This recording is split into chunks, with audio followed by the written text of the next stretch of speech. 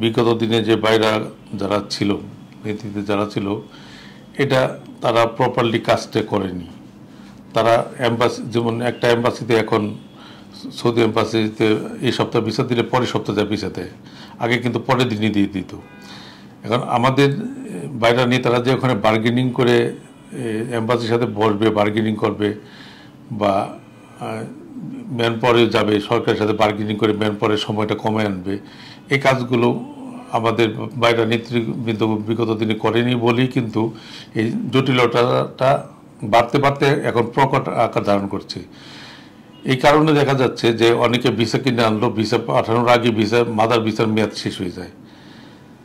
এতে করে ওই যে ভিসা কিনে আনলো সে ক্ষতিগ্রস্ত হচ্ছে এবং কোম্পানি ক্ষতিগ্রস্ত হচ্ছে, যে কোম্পানির তো কাজ দরকার। এই লোকগুলি যদি না যায় তাহলে কোম্পানি তো কাজ করাতে পারছে না। কোম্পানি ক্ষতিগ্রস্ত হচ্ছে, লোকও ক্ষতিগ্রস্ত হচ্ছে, এবং যে ব্যবসা করছে তার সেও ক্ষতিগ্রস্ত হচ্ছে। সবাই মিলেই ক্ষতিগ্রস্ত হচ্ছে এই দীর্ঘসূত্রিতার কারণে।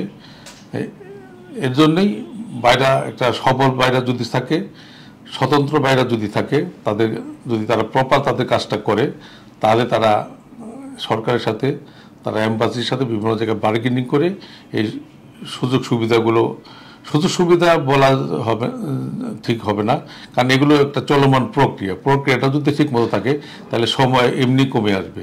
এখানে সুযোগ দেওয়ার কিছু নেই। আমরা চাই যে প্রপার ওয়েতে, যে নর্মাল ওয়েতে স্মুথলি কাজটা হয়ে যাক, হয়ে গেলেই সময় কমে আসবে।